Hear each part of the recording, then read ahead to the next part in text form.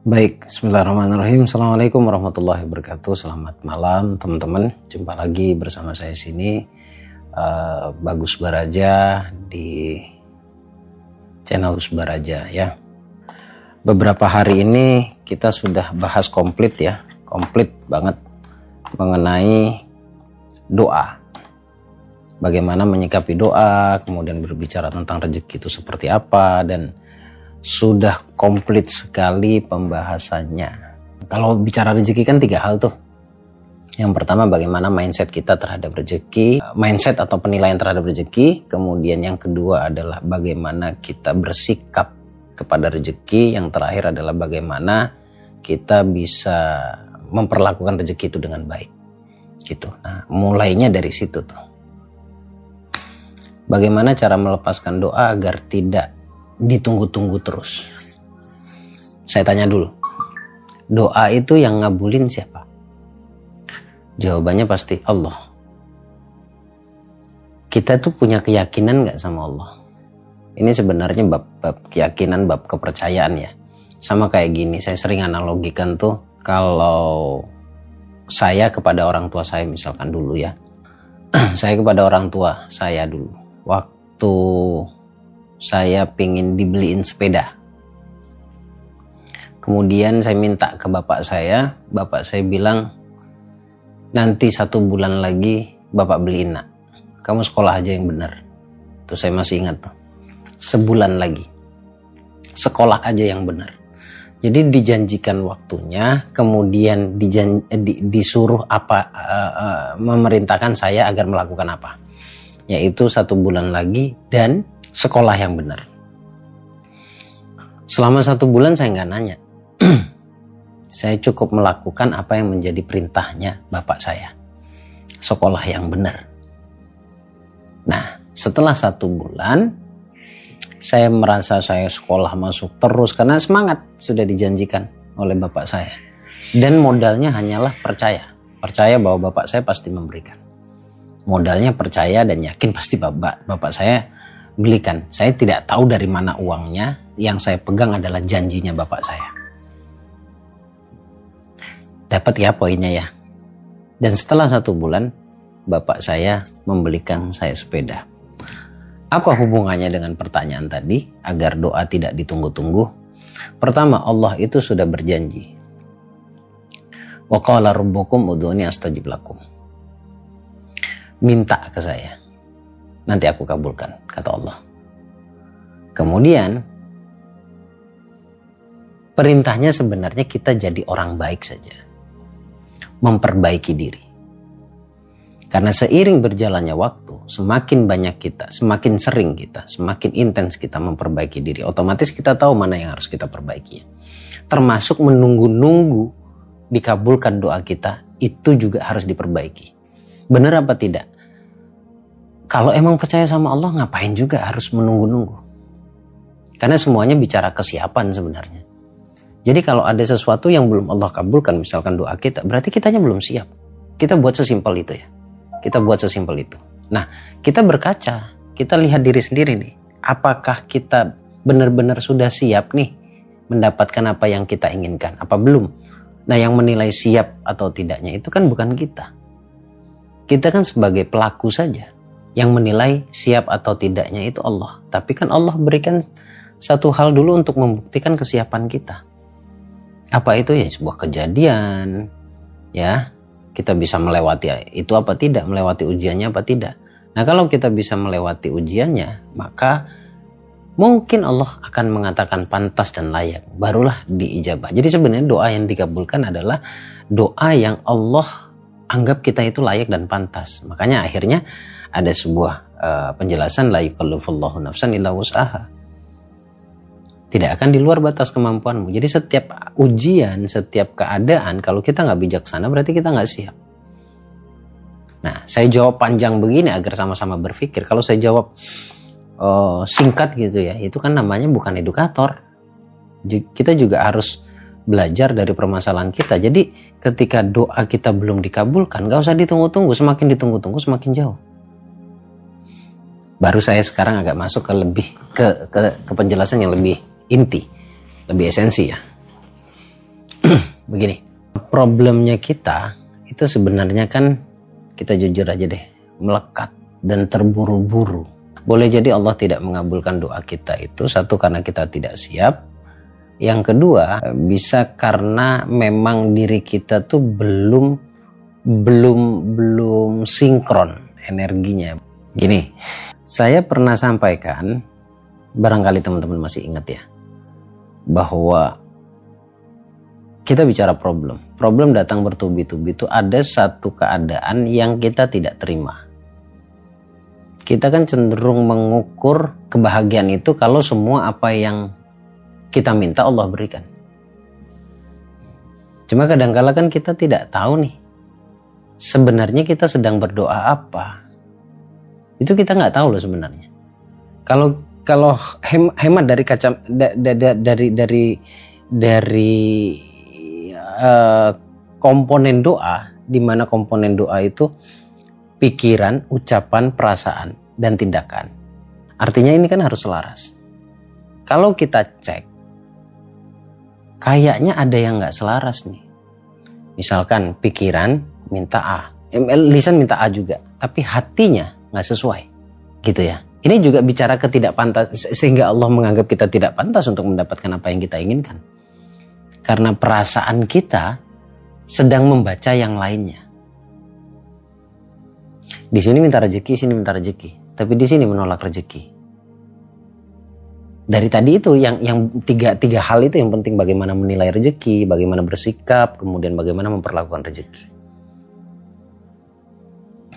Sebenarnya saya mau bahas bab syukur di sini, di mana syukur ini sangat penting untuk diketahui, disadari, dan syukur inilah yang menjadi penyebab utama seseorang itu bisa benar-benar menemukan kebahagiaan yang sejati.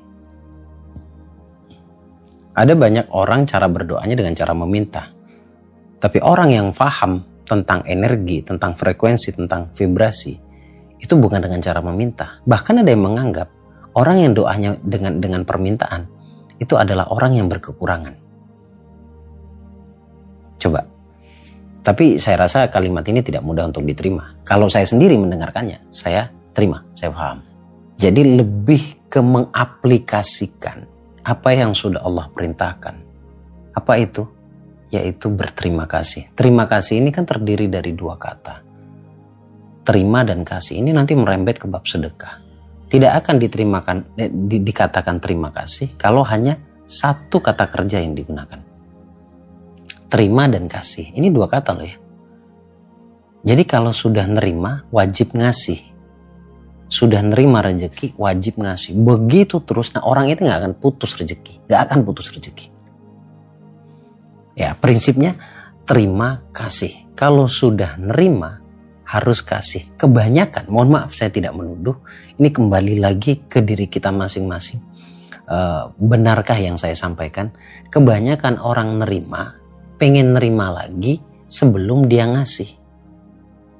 Makanya akhirnya sebuah metode sederhana yang sekali lagi nih gak banyak orang mau menerima ini sih. Kalau sudah nerima, ngasih. Metode yang saya ajarkan untuk memanggil rezeki itu datang lagi dari berbagai macam cara, dari berbagai macam jalan, yaitu kalau sudah nerima segera keluarkan lagi, ngasih lagi. Biasanya orang begitu tuh gak akan putus. Kita kan maunya terima-terima, bukan terima kasih. Bener gak? Kita maunya terima-terima, gak mau terima kasih, gak mau kasih. Giliran Allah gak kasih, timbul sebuah pertanyaan, kenapa doa saya belum dikabulkan? Jadi ini saya ngajak introspeksi, mohon maaf ya teman-temannya. Saya ngajak introspeksi bahwa kalau kita sedang bermasalah tentang rezeki, sepertinya yang harus kita sadar diri, sedekah kita yang bermasalah. Oh, ini valid teman-teman. Ini valid. Nah, pernah ngerasa nggak? Saya tuh ada satu kalimat yang ngajak teman-teman berpikir. Kita ini sebenarnya punya hutang sama Allah. Di mana 2,5% itu milik Allah yang harus dikeluarkan kepada orang lain. Sedekah maksudnya. Ya. Tapi karena ini bertumpuk, jatuhnya jadi hutang nggak kita keluarin. Gitu loh. Karena numpuk, jatuhnya nggak keluar, ini jadi hutang ini. Makanya saya selalu mengingatkan, lebih-lebih kalau sudah peserta private udah kayak keluarga. Saya sering marah loh. Sering marah itu demi kebaikan mereka. Kalian kalau udah dapat rezeki, segera keluarkan saat itu juga. Dapat 100, keluarin. Kalau 2,5% jangan mimpi kaya. Karena akadnya 2,5% itu masih mengembalikan hak orang lain. Jadi berapa persen, Gus? Anda kalau pingin nggak berat, setiap kali dapat 5-10%. Kalau saya ngajarin 10%. Saya mengedukasinya 10%. Even ketika dapat 100.000, 10.000 itu nggak besar. Tapi ini bisa menjadi besar kalau 10 kali ditumpuk-tumpuk. Kalau dapat 1 juta cuma 100.000. Percayalah, itu akan jadi magnet. Makanya sekarang saya tes deh. Ketika Anda punya uang 1 juta, Anda sedekahkan 100.000. Kita tes, kita lihat mindsetnya kita. Kita lihat mindsetnya kita. Yang muncul itu apa? Kalau yang muncul sisa 900, fix problem itu. Mental Anda. Tapi kalau yang muncul adalah 100.000, ini jalan rezeki saya. Balik pasti. Balik pasti. Berlipat-lipat nanti. Kalau nggak balik berlipat-lipat, jujur aja sama diri sendiri. Ngapain bohong juga. Di mindset kita, yang muncul apa? Kalau yang muncul sisa 900, udah problem nanti sedekahnya kita. Artinya Anda belum siap untuk berbagi. Karena sedekah itu bisa dimaknai berbagi kebahagiaan. Jadi Anda berbagi itu membuat Anda bahagia. Gitulah. Masuk nggak di pikiran nih? Masuk nggak teman-teman? Bisa diterima nggak? Ini logik banget. Ini logik banget. Oh, perkara nanti membaginya 100.000 dibagi ke 10 orang, 20 orang. Nggak apa-apa, kan tugas Anda ngeluarin 10%. Makanya saya tanya tadi, penjelasan saya masuk akal nggak? Jadi sebenarnya semua pembelajaran tuh masuk akal. Ketika ada pembelajaran yang kata Anda masuk akal, itu bukan pembelajarannya yang nggak masuk akal. Akal Anda aja nggak nyampe. Akal kita aja yang nggak nyampe. Makanya kita perlu belajar untuk mengolah logikanya kita. Semua ilmu tuh logik masuk akal. Tinggal biasanya bagaimana si penyampai menyampaikan dan tinggal bagaimana si pendengar menerima. Nah, saya tambahkan lagi ya. Kita masuk ke bab syukur yang pada akhirnya berdampak pada sedekah. Karena warna orang bersyukur atau bentuk orang bersyukur itu nggak pelit. Kalau orang bersyukur tapi masih pelit, belum bersyukur. Belum bersyukur. Jadi ketika Anda bersedekah, ini poin penting yang didengerin nih. Dengerin nih. Ya, semoga menjadi ilmu buat Anda. Nih dengerin ya. Dengerin ya. Ketika Anda bersedekah, maka wajib Anda mendoakan orang yang menerima sedekah. Pertama, berdoalah. Ya Allah, terimalah amal baikku yang tidak seberapa ini. Dan kemudian jadikan wasilah untuk orang yang menerimanya menjadi jalan rezekinya dia. Menjadi jalan rezekinya dia. Kemudian jadi wasilah juga buat saya. Doakan mereka agar mereka suatu saat gantian mereka yang bersedekah. Bukan kepada Anda tapi pada orang lain. Estafet. Ada nggak orang-orang sedekah tapi bermasalah finansialnya? Ada, banyak sebenarnya. Bahkan orang yang privat ke saya, belajar ke saya itu bukan berarti mereka tidak bersedekah. Mereka bersedekah tapi konsep bersedekahnya yang kurang tepat. Konsep sedekahnya yang harus diperbaiki. Artinya sedekah juga tidak berbicara tentang rezeki nanti berbalas lagi tentang rezeki. Enggak, bisa berbalasnya berbagai macam, tergantung mindset kita. Tergantung mindset kita. Jadi program yang tertanam di pikiran kita ini menjadi penting. Yang akan terhubung pada pengaplikasian atau praktek secara zahiriyahnya. Ya, kemudian kalau pertanyaannya sedekah kepada siapa yang terbaik? Semua sedekah baik. Harus digarisbawahi bahwa sedekah kepada siapapun itu baik. Ya. Tapi jangan sampai kita sibuk bersedekah keluar sampai melupakan orang-orang terdekat. Yang paling dekat secara fisik dan secara emosional itu orang tua kita, dan kita suka lalai di situ. Kita suka lalai di situ. Dan ini menjadi perdebatan sebenarnya teman-teman ya. Tapi saya nggak ngajak Anda berdebat gitu. Toh kita nggak berhadapan gitu ya. Kepada orang tua itu diakatkan sedekah oleh Allah. Tapi orang tua juga dibagi dua.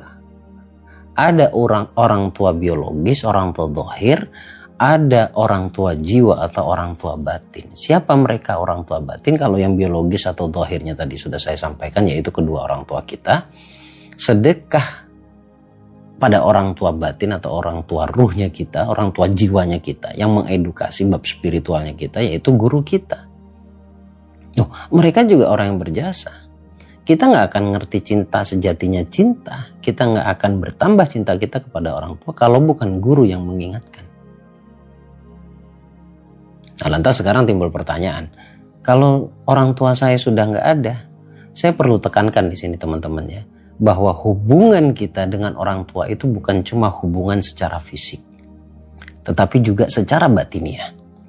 Nah, kalau pertanyaannya orang tua sudah nggak ada, kita tetap bisa bersedekah, tapi bersedekah lebih kepada maknanya, lebih kepada manfaatnya.